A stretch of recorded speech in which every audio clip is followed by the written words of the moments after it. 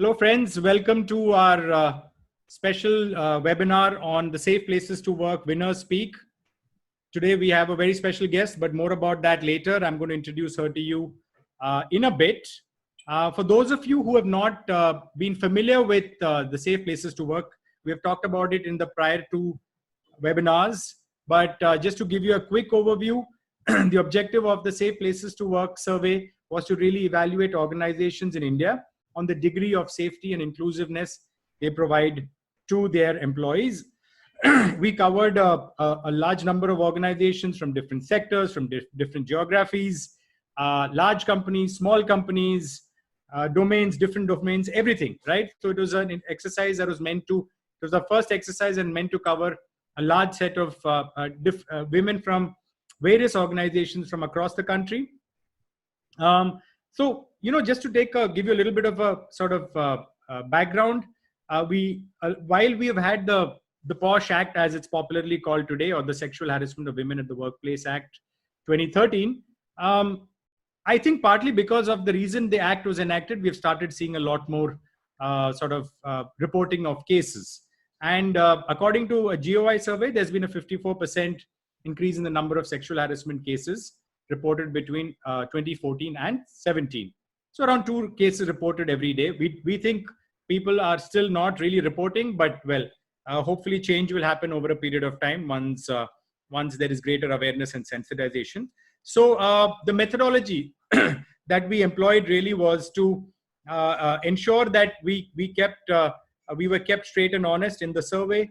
We had a panel of experts who helped us with the questions, helped us with the methodology, ensured that they gave us the guidance that we needed to sort of keep the survey on point and in terms of asking all the relevant questions. So these are the experts that you see on your screen.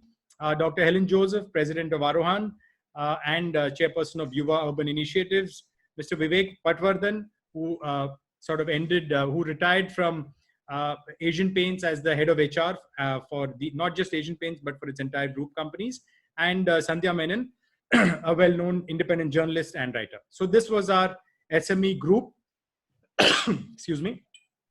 Now these are sort of the organizations that were certified as a safe place to work. Remember, the certification happened because the women employees in their organization, in these respective organizations, voted as such. Basically, they voted their organizations to be a safe place to work.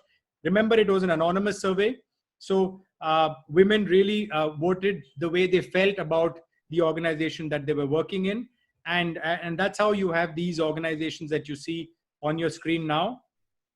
I'm not going to go through all of them. I think you're all very, very familiar with all of these organizations that did really well in the Safe Places to Work survey.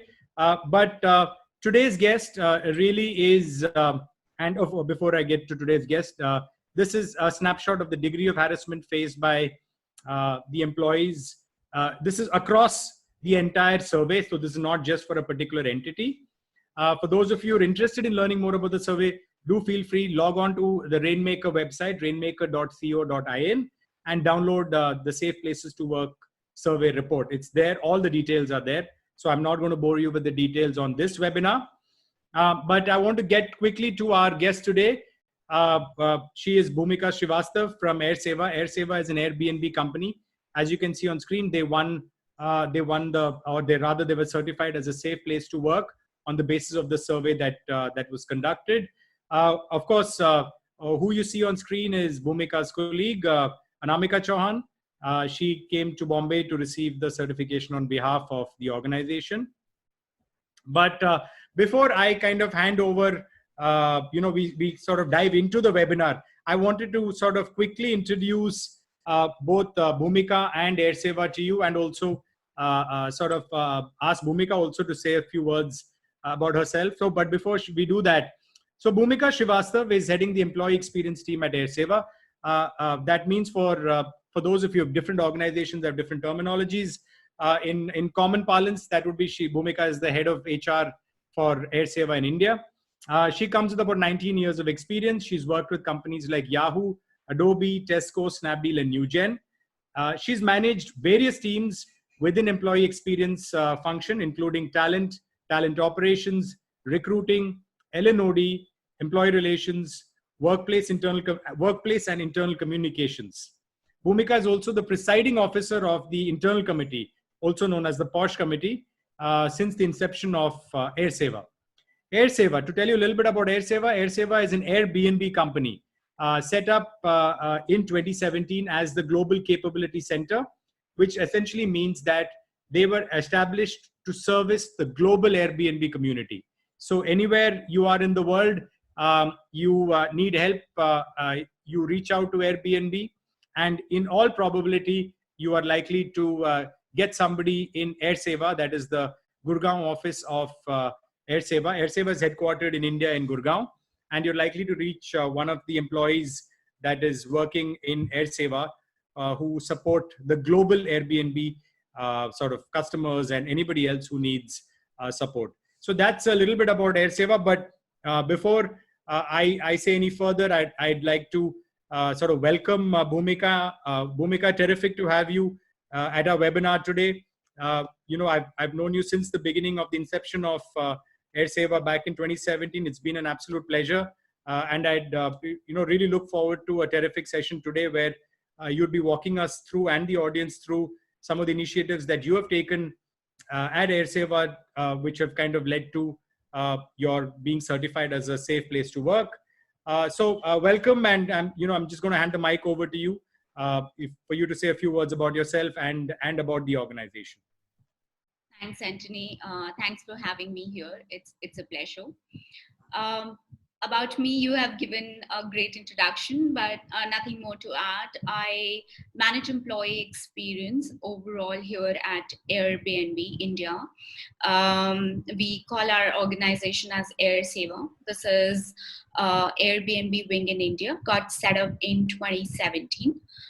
Today we have close to about 950 employees, and the span that we have here manages the whole lot of business processes, from customer support to finance technology. We also support our products, which are homes and experiences out of this center.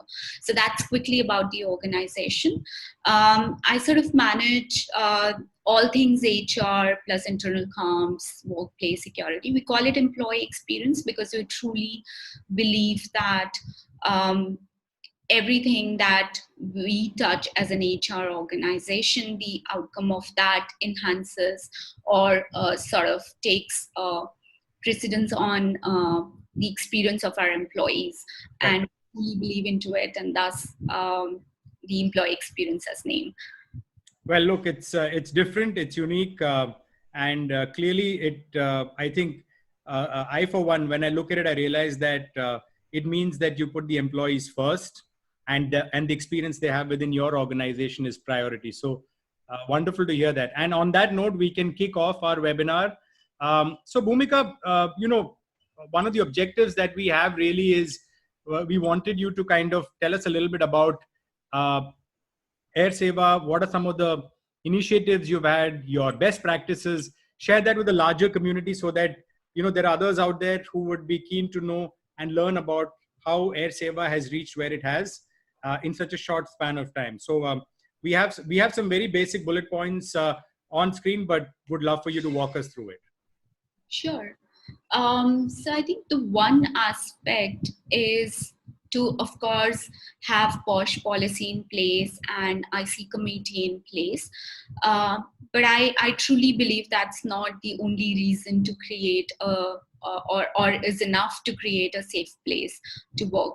But there are a lot of other things which are culturally important for an organization to have in place that enables the workplace to become more safe and to become a great place for employees to work in. Having said that, I would start with POSH policy, of course. That was the moment, from a compliance standpoint, the moment you are beyond 20%, you need to have POSH committee in place. And that was our very first initiative.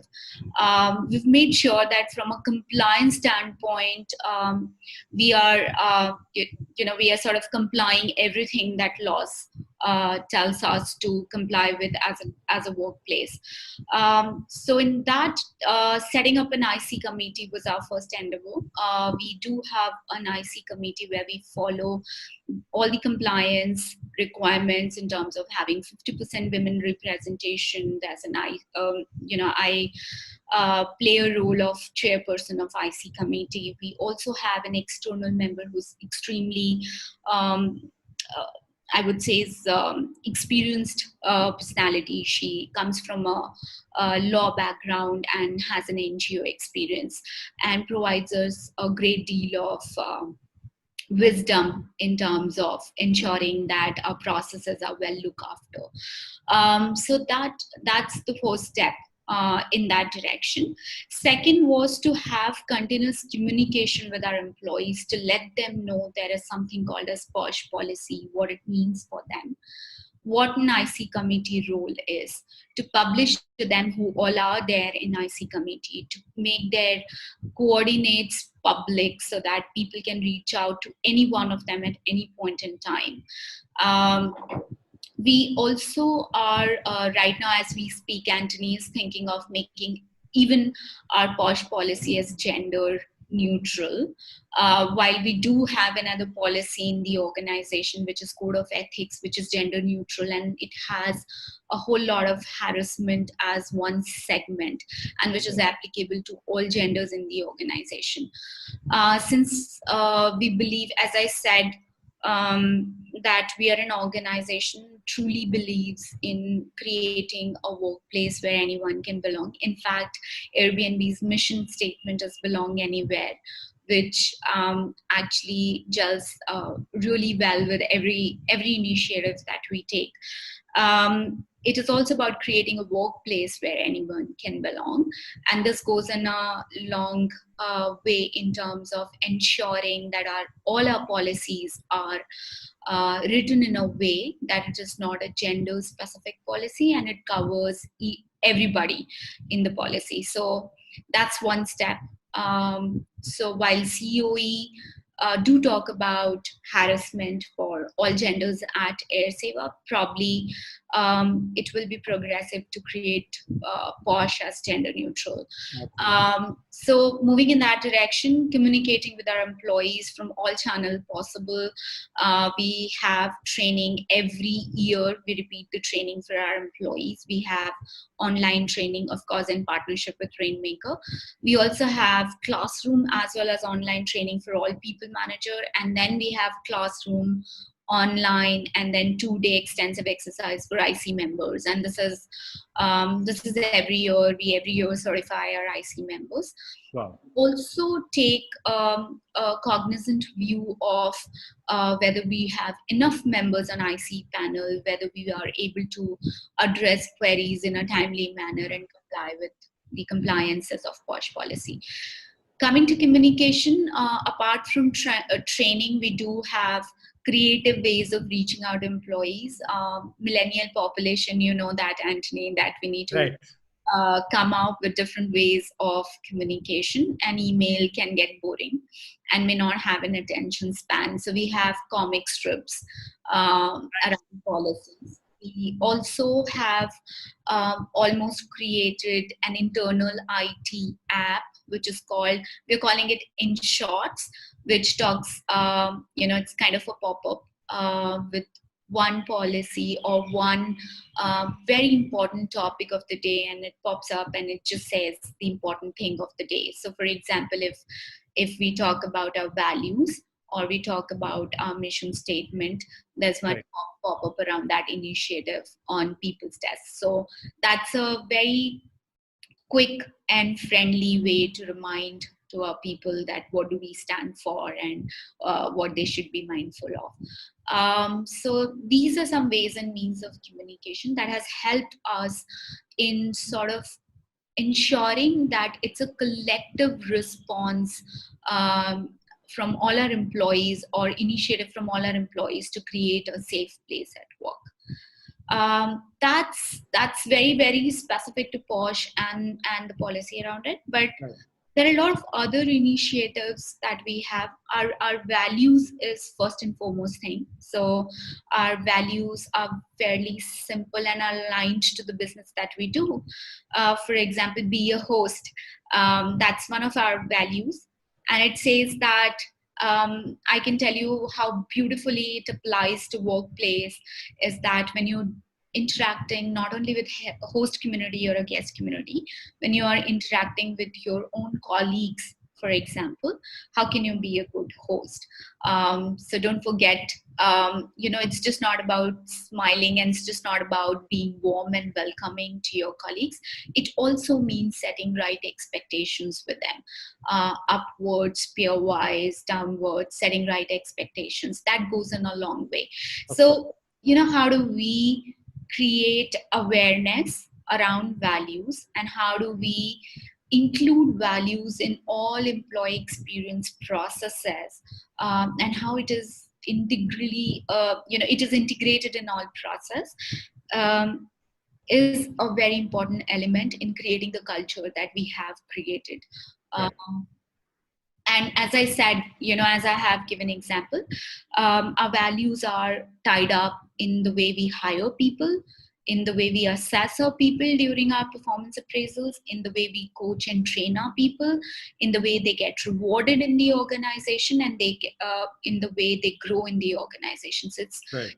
closely integrated. So value actually has become the center of operation of the organization. So that goes a long way in creating the culture where everybody feels they belong to that place. And again, it's beautifully tied to the mission statement of Airbnb, belong anywhere. So creating a workspace which is welcoming, where anyone can belong. Other aspect is that we do not entertain, or we keep communicating to everyone through multiple forums, that this is a workplace where we do not entertain conversations around caste, creed, color, community, sexual orientation. We do not ask personal questions during recruitment. We do not even we keep a high standard of maintaining PII information in the organization for our employees. These goes a long way for our Air family members. We lovingly call our employees as Air Fam. So our family members, to ensure that they belong to the family and they belong to this workplace. So that's another aspect. In terms of ensuring that people do have approachability, we have a very open space, and Anthony, you have come to office, so you know what I'm talking about. If you go to any Airbnb office worldwide, it is made in a way that it gives you a feeling of a home, because we generally replicates the listings in our office. And not only from an infrastructure standpoint, it's open wide offices, and not only from a warm homely feeling, but also creating a culture which is welcoming and makes somebody quite relaxed in the organization. So having that open space is one aspect, and also having that approachability in the organization, where an employee can walk up to any point, right from GM to anybody, for any small little thing, is something that has been viewed as one of the top point from our family members when we did our engagement survey during the year. So that has gone a long way. I think also providing a lot of comfort and cushion to our employees in terms of the benefits that we have. For example, we have a whole lot of maternity benefits. We also have benefits for our women employees, and not just women. Actually, we've made it gender neutral, because the idea is to have a workplace which is equal in nature and not a gender heavy also at some point. Do you have paternity benefits as well? Yes, we do have, Wonderful. and we do have adoption benefits as well. Wow.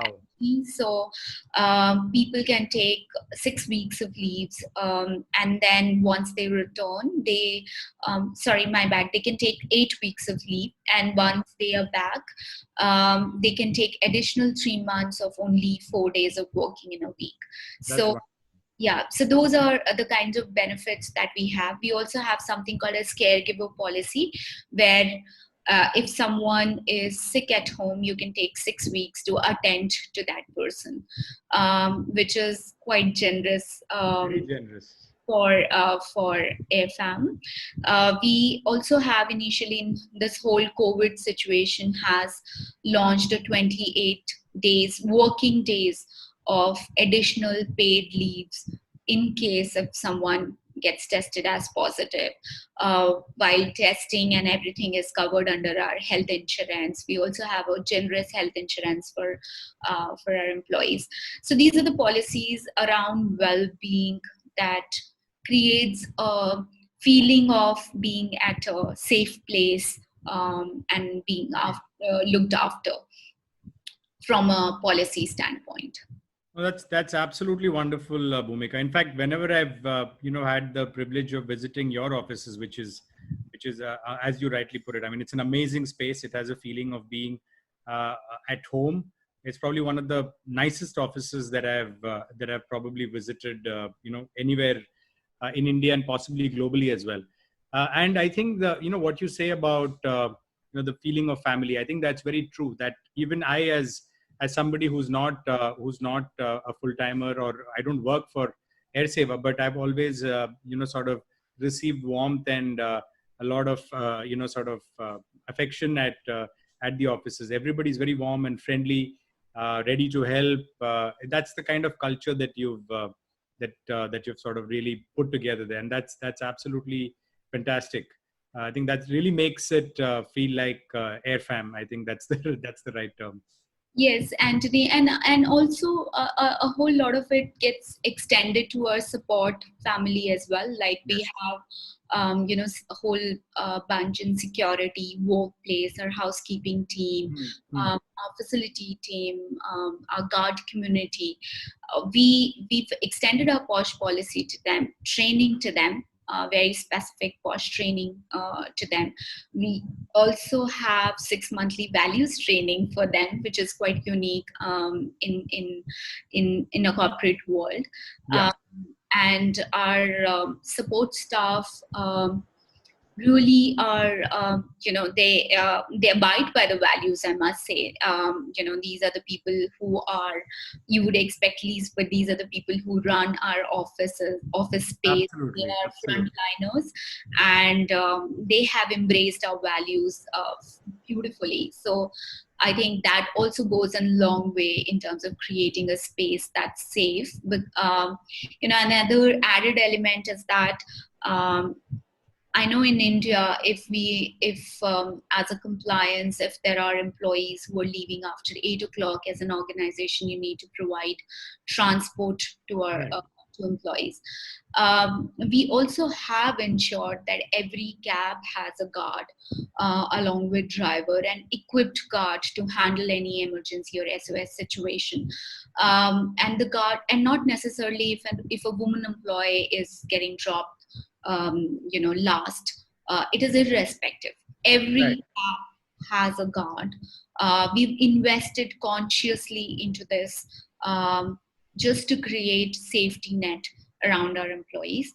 And these guards, we also have an SOS app available for all our AirFam members, that if there is a situation that they come across and they need a support, they just press the SOS button and the entire security system gets activated to reach out to our employees at any given point in time. So this, I believe, goes a long way, to give the comfort. It's just not Security. in Yeah. the office, it's also commute to office, way back to home. Correct. And I think Anthony, and probably this is one suggestion from my side to Rainmaker, is that these are the times probably when we need to think about the definition of workplace from a posh policy perspective. Now, Absolutely. because it's all work from home, and generally in a situation when we all are trying to actually get used to new normal, the work from home is not limited to, let's say, 9 to 5 or 9 to 6 in most Very true. cases, because we're trying to adopt to it as we move forward. It True. gets extended. What gets communicated on a WhatsApp, which is becoming more and more official channel, then there are other channels as well, like Slack or Hangout. We use multiple channels, but what gets communicated on an unofficial channel like a WhatsApp during your work hour, does it get constituted as a workplace, and is there something that can get flagged as sexual harassment or as harassment for any employee? We proactively have started sending communication to our employees that our houses are now extended workplace. Absolutely. And our code of ethics policy, if not Porsche specifically, does apply till the time you work. So there's a whole lot of training that we are preparing internally. Wonderful. And bites to send to our employees to say that you still, all of us still need to be mindful of what we are saying, how we are communicating when we are working from home also. Absolutely, Bhumika. And, you've raised a very, very, very valid point. I mean, it's always been our position that the workplace has the laws, the intention of the lawmakers has been to give the workplace a very, very extended definition. But I guess now with COVID and everybody literally working from home, it does require organizations to clarify, which you have done rightly so.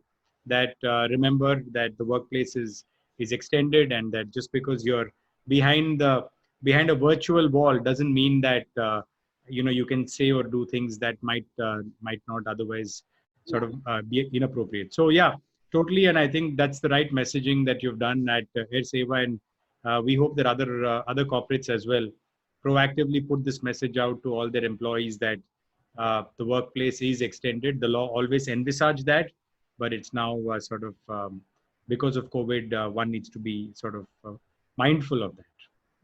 Yeah, and I'm saying more too because it's also about that your work hours doesn't end post. Absolutely. Over 9 o'clock. Whatever message you send after that probably can also get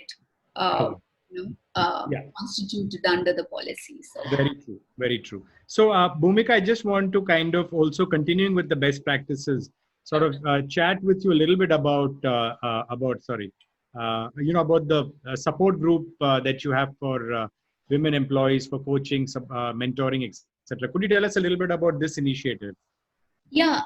So Lean In is a book written by Cheryl in Facebook, and that's a movement that she started. It's a movement in terms of there's an organization called as Lean In Organization. There are circles worldwide.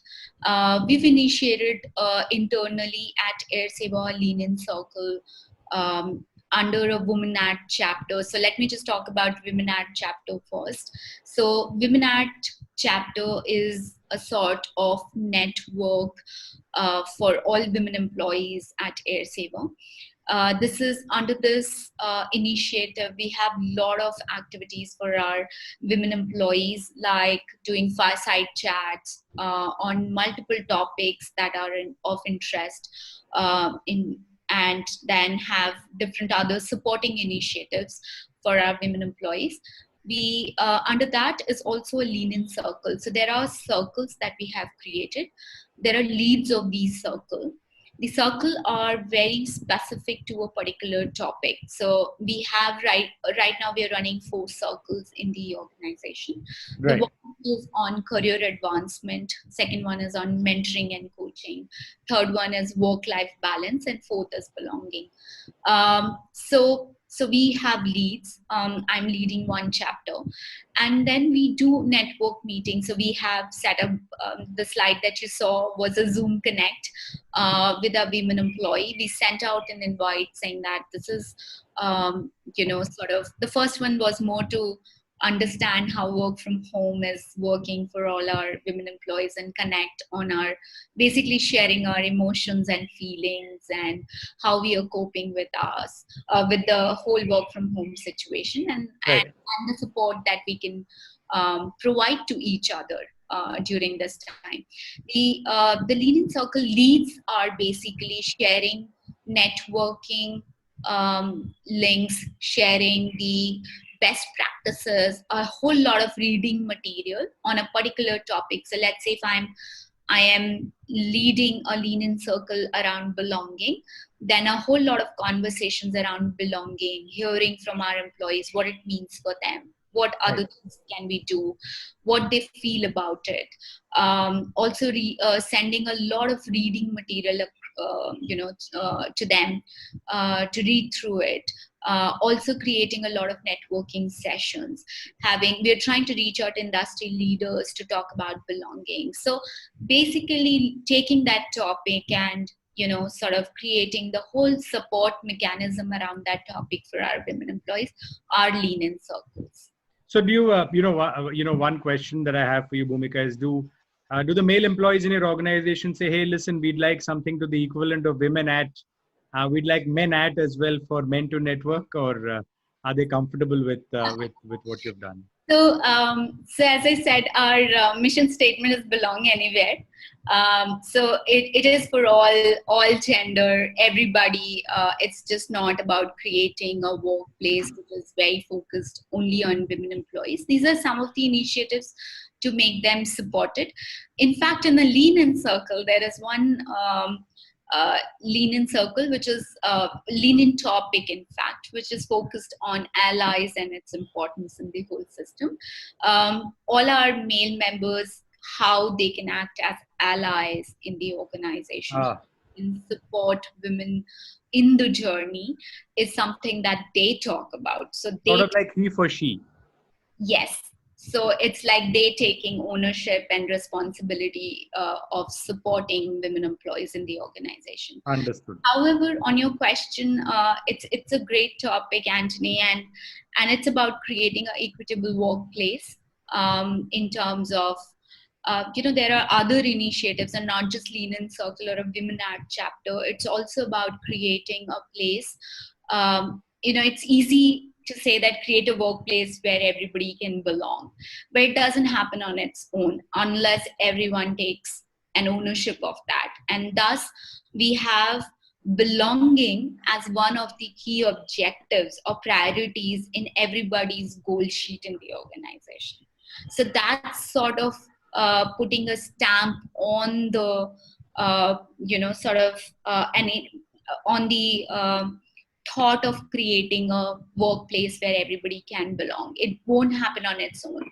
So if that goes in the priority sheet, then there are multiple actions or interventions that we take throughout the month or the quarter to enable that priority for the organization.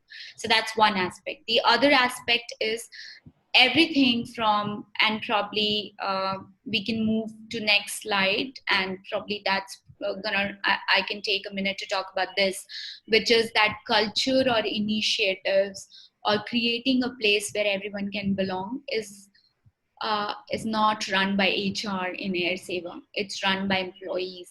We enable our employees. We give them platform.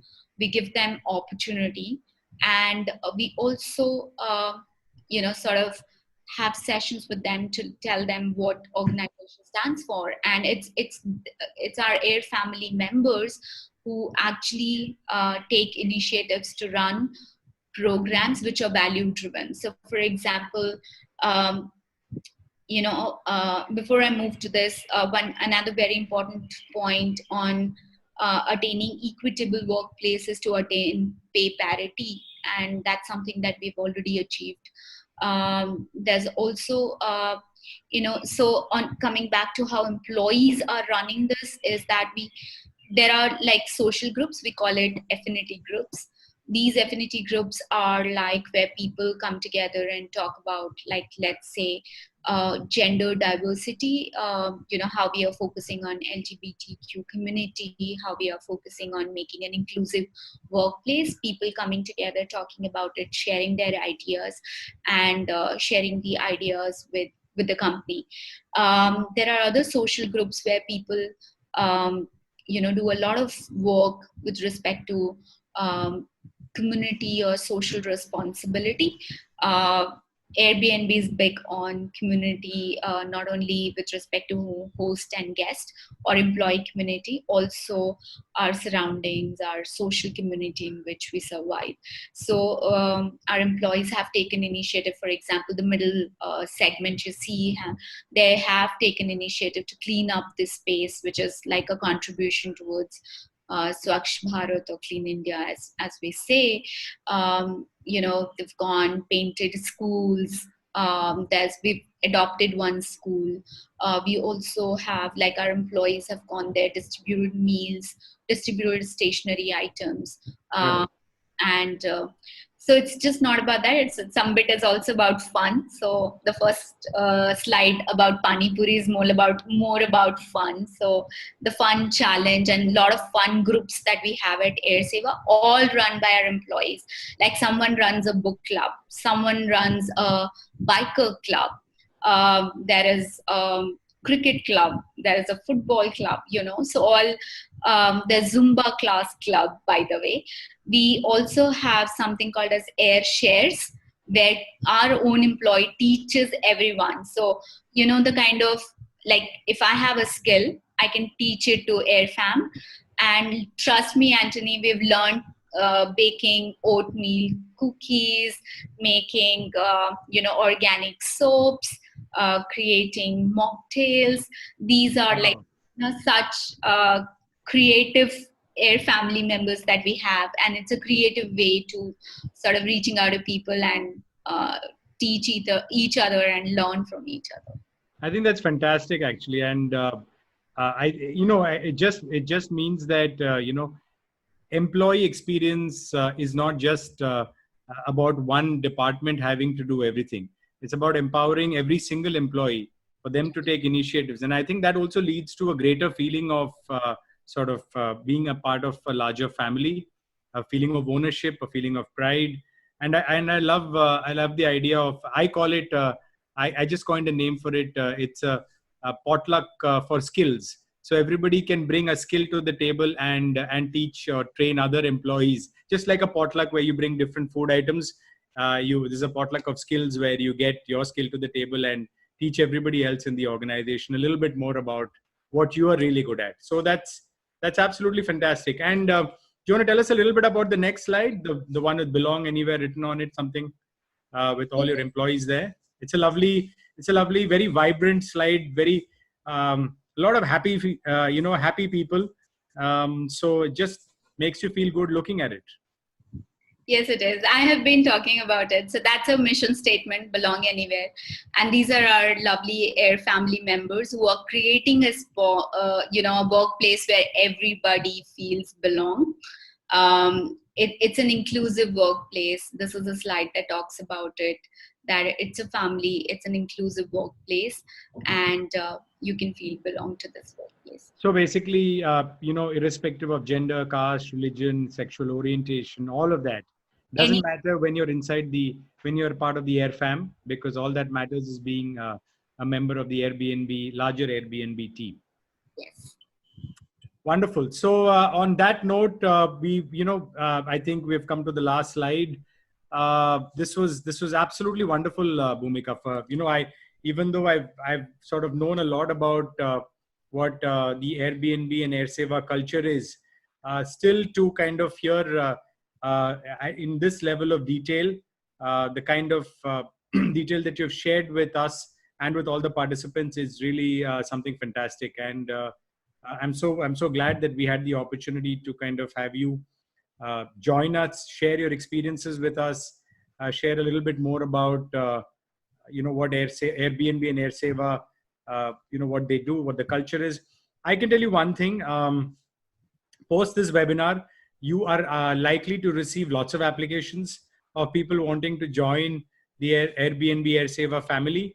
because for to an outsider looking in, this sounds like the perfect place to work, and a great place to work, really, where people are happy, and the culture is great. More importantly, safety. There's a lot of focus on safety. So yeah, looking at all of this, you're going to get an application from me soon to join the Airbnb AirSeva family.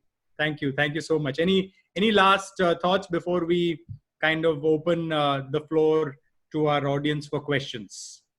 No, I would just say that it's changing times. I think as HR fraternity, we need to be quite flexible the way we approach things, and the way we create policies, and the way we create employee experience programs. Keeping employees' need at the center of how we create programs is very important, and that creates the kind of culture that we all would love to create, I guess. So that would be my last 2 cents. And thank you so much, Anthony, for inviting me and giving me an opportunity to share. Thank you, Bhumika. And of course, we have a few questions coming up, so that you'll have an opportunity to kind of address the larger community out there in terms of what they want to know about. But thank you again for participating. Sure. Thanks.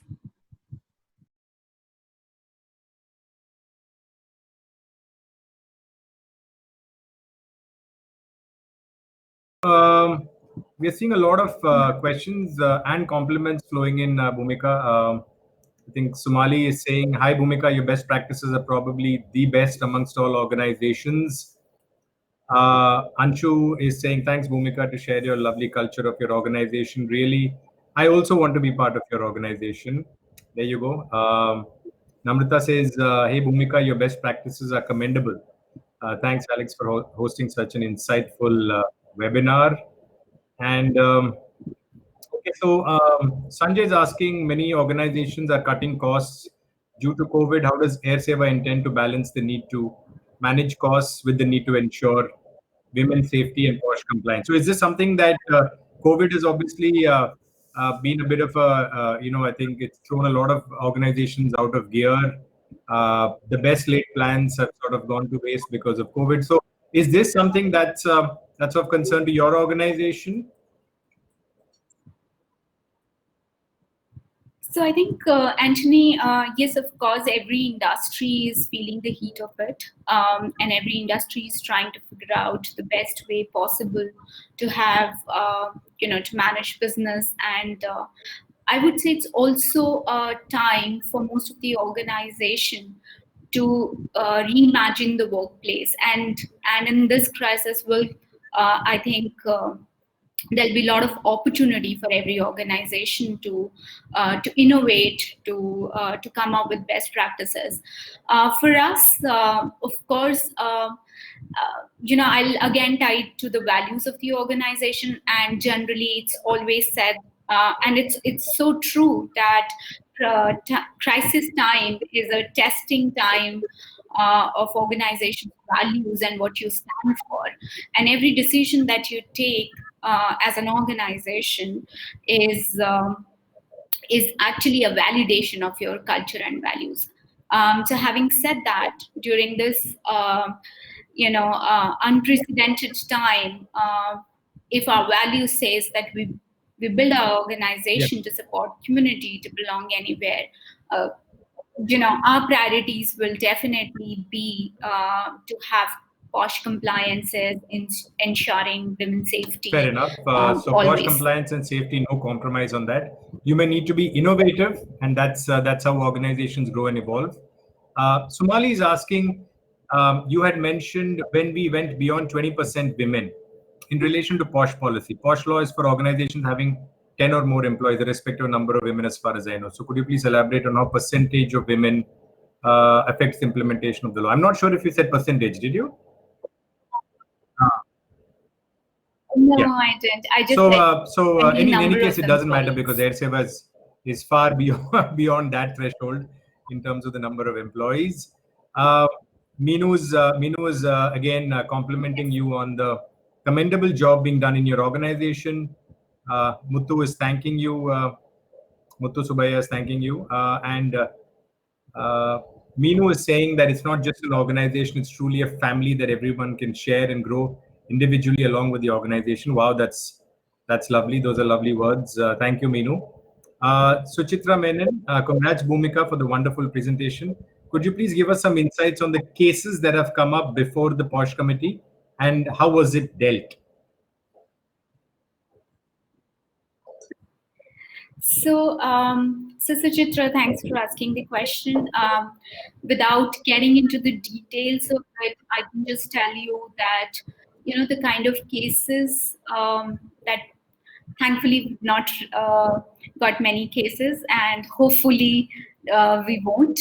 But whatever we have got is mostly around, some of the communication that happens between two individuals gone sour, working relationship, and the relationship before the conflict, how the conflict has changed the relationship post-conflict. So these are some of the cases that we have received, and during we are employees and everybody makes friends at workplace, and unless there is some situation or a conflict happens, there is a flow of conversation. People talk to each other and they tend to say things to each other without even realizing the impact of it.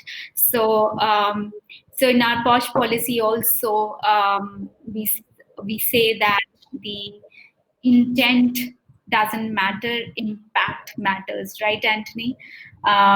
So if that's the case, then if a conflict happens, then there is no point going back and saying that, okay, I have said it with a different intent and you inferred it differently. So those are the crux of the cases that we received, and how we dealt about it. Yes, of course, giving timely resolution to the case, but also weaving it back to the training that we give to our employees, saying that these are the real-time cases. These are real-time situations that may happen with you. You need to be careful with these things. So it's always good to have your organization's real-time situations baked in the training. Correct, Bhumika. Thank you. I think that's kind of very insightful. We have Clipsy. Thanks, Anthony and team. It's always enriching to connect with Rainmakers. Thank you so much, Clipsy, for your kind words. Janish is asking, hi, Bhumika. It was quite inspiring to hear you and the culture and hear about the culture in your organization. There was a lot of in-person camaraderie amongst your employees, and that's how you would have designed such programs and events to drive the culture. What changes will you have to make to engage with the employees during the times of COVID-19? Looks like everybody's got COVID-19 on their mind naturally. So, what can you share something with all of us in terms of what have you got that's going on during COVID? It may well be the new normal, is what people are saying. Yeah, for sure. I mean, if any one of us is thinking that, in about 1 month or 2 months, things gonna go back to the normal the way it was before COVID, I don't think so. That's gonna be the situation. People will be more careful. We are still talking about vaccines still coming out. We're talking about how it has changed human behaviors and how we are going to, handle some of these things. It is human behavior, safety, security is going to be furthermore important for organizations to build in the workplace policies or frameworks.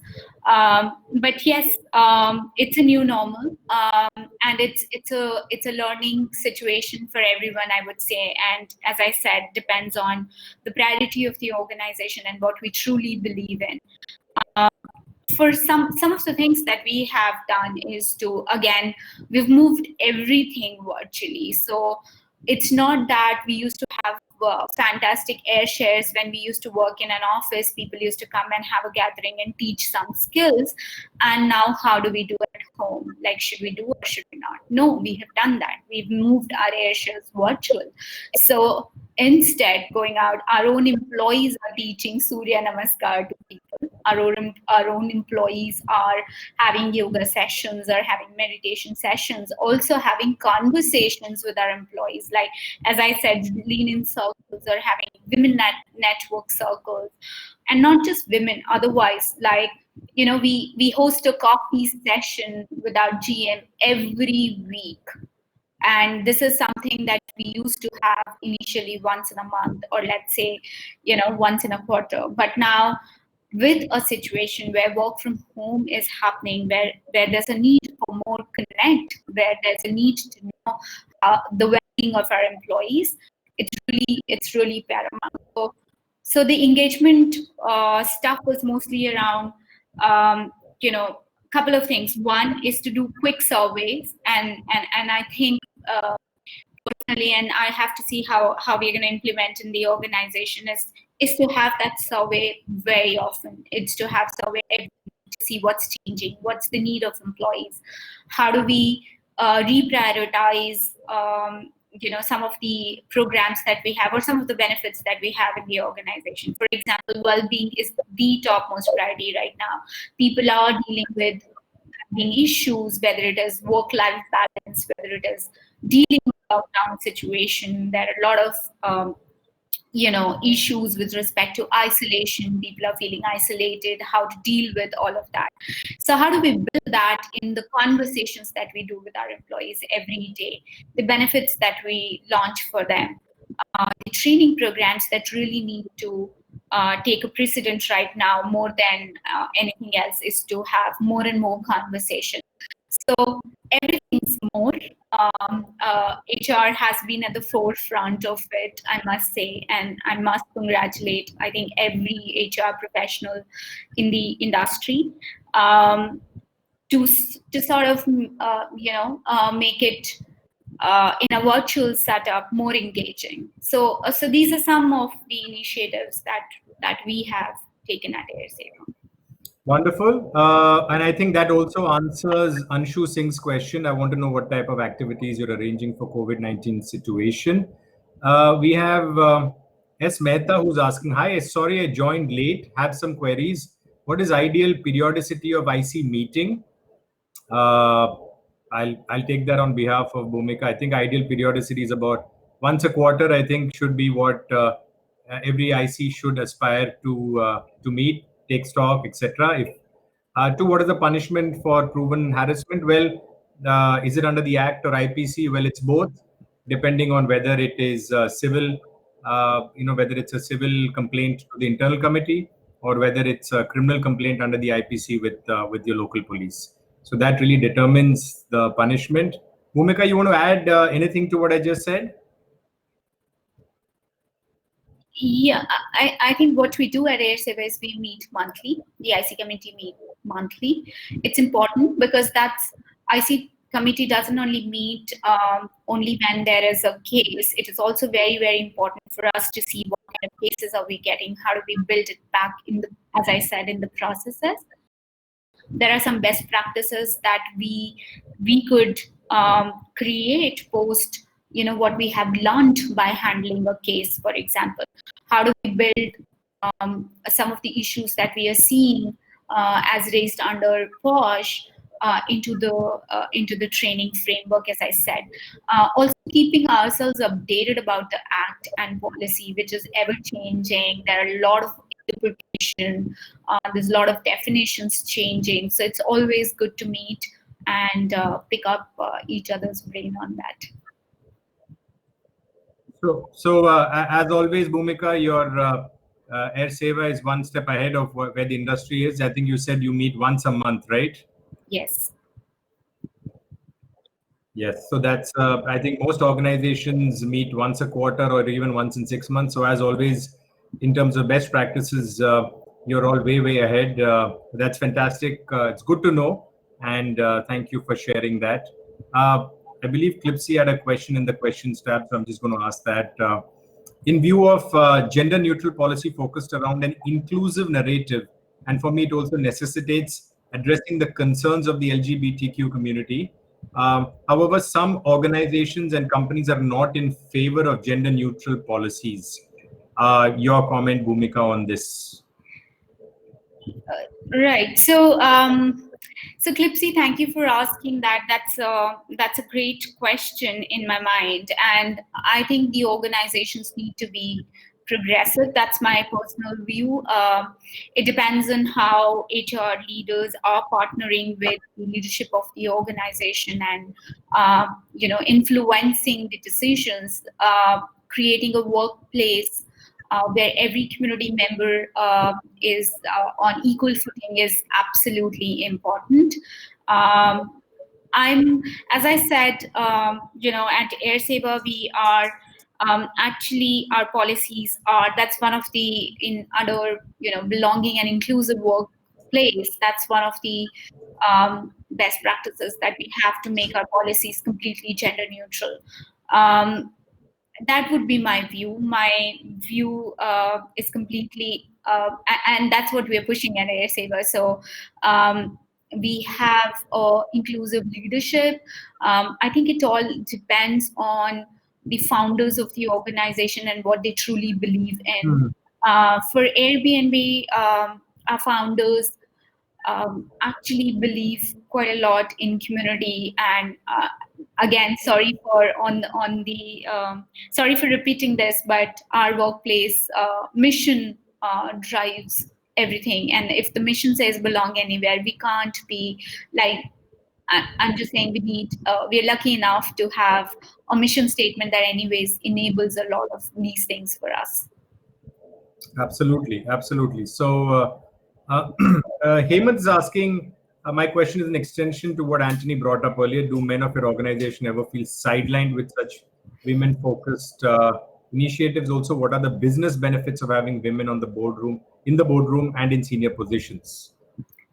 Okay, so well, I see there are two parts to this question. So, Hemant, for the first one, as I said, no, men population doesn't feel sidelined because this is one such initiative that is to typically what we have seen is that women population do tend to take career break, and that's because of the biological nature and it's because of the priority, and people and women employees do go on maternity, and there's always a break of 6 months, 7 months. The whole idea is to have a support system, and it's just not about maternity, it's also about sort of managing multiple fronts at the same point in time.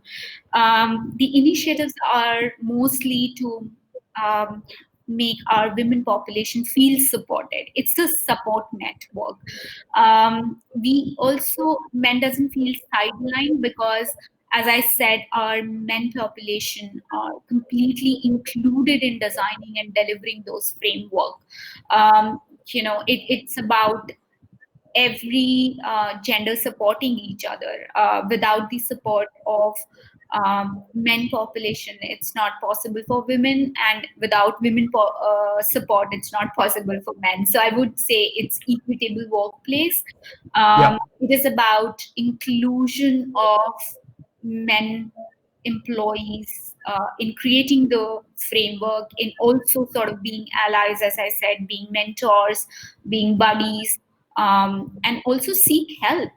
Not that men know everything and doesn't need help, right? Like we do have help support groups for men. We have a fantastic EAP benefit, which is employee assistance program for our population, and with work from home transition, with lockdown, there's a lot of resilience network that's getting built in the organization, where our partners are helping us for counselors supporting our employees. So all the benefits are for men also, and how men are involved in creating an equitable workplace is going to be very, very important. Very true. Very true. Any comments on the second part, business benefits or of having women in the boardroom? Sure. Sorry. So, of course, women. There are a lot of initiatives in industry to make sure that women take up senior positions. Generally, I would say that women are wired little differently. They think differently, and that is what, and not just women, like every, all gender, they think differently. Men think differently, women think differently. Um, and it's so important to have an inclusion, and that's what in right sense the meaning of inclusion is, to have thought process welcome in a boardroom, or generally in a setup. You will always find very interesting perspectives coming from different gender. So Right. when you're in a boardroom, when you're in a meeting, and if you have 4 men and you have 1 woman, you will find a different perspective. They bring, traditionally women bring, there's a study also right now, and traditionally women bring a whole lot of more sensitive and more community based perspective, Yeah. and not just a complete orientation, a business orientation perspective. There are women CEOs. They are taking decisions basis how, basis the empathy, or how community support is needed at this point in time. So those are the perspectives which we all need. We all need compassion and empathy to happen at a workplace. And if we have more women in senior positions and boardroom, they will be able to influence decisions for the workplace that will benefit a workplace and a community. Very well said, Bhumika. I think the key is the fact that both men and women think differently. They bring different attributes to the table. So a more balanced board and senior leadership of an organization can only help the organization think from a much wider perspective. Fair point. So I think we are almost out of time. I'm going to just take 2 last questions, Bhumika. Then we can quickly wrap this up. We have a question from Raki. Bhumika, a recent survey revealed that 158 of India's largest companies, women hold only 15% of the board seats and 6% of the board chairs are women. Do you think it's time that gender discrimination be made a part of the POSH Act? I guess maybe what Raki is asking is that maybe we can have more reservations for women on board seats, and also, of course, gender discrimination also being an offense under the POSH law be maybe the second part of our question. Any thoughts on both parts? Yeah. So the first one, of course, I mean, as I said, it's important for organizations to make policies, in fact, and walk the talk, not just say that we believe in diversity and inclusion. Actually, intent doesn't matter, action matters, and to have policies and programs to enable that actually inclusion matters for the organization. And if that calls for a reservation, why not? And to the second part of the question, which I think gender discrimination, a part of POSH Act. It's a contentious one. I think there's been a lot of, I mean, there are, the jury's out on this, honestly. I mean, whether it should or should not be part of the POSH law. Yeah. And if I understood question correctly, Anthony, what Raki is trying to ask is that, should we make our POSH policy, POSH Act, more gender neutral? No, she's asking gender discrimination be made a part of the POSH Act. So, which means that even if the offense is not sexual in nature, but a lot of, in a lot of organizations, the managers behave differently towards men and female employees without any sexual intent, but there is a discrimination towards women, let's say. I think that's probably what she's trying to kind of cover off. So Raki, that's a great question, actually. If not, as a POSH Act, I'm not too sure, because that POSH Act in India specifically talk about women at workplace. But why not organizations think about it and have it as a part of their code of conduct or code of ethics, as we have. We do have discrimination as an offense in our code of conduct policy. And there are ways and means to address this, Raki. I mean, not necessarily POSH Act is the only way to address this. There are multiple other channels. Again, the companies need to really have a lot of thoughts going into it, that what kind of culture they want to build, and then the policies that are supporting that culture. Yep, got it. So we have one more question, I think, then we can wind up. Arunima is asking, great initiatives, Bhumika, in the diversity front, as allies and sponsors, in quotes, been your main approach? Would be great if you could talk a little bit about that. So as I said, allies are our men population are generally, so we are encouraging our men population to become great allies.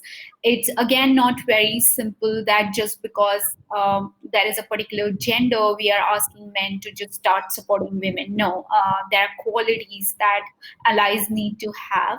There are qualities that for example, how open are you, how comfortable are you to having a conversations around gender bias, discrimination, how well do you think you can support women employee? Are you at a, there are elements like, are you at such senior position that you can influence and help a woman employee grow in a career, like provide skill training, provide opportunity, create plans for them, be a part of policy making or benefit decision, or also HR processes that enables women in the organization. So it's just not about talking. It's just not about having one great session with women employee and just saying, okay, we believe in gender equality. It needs to come through policies, and allies play a big role into it.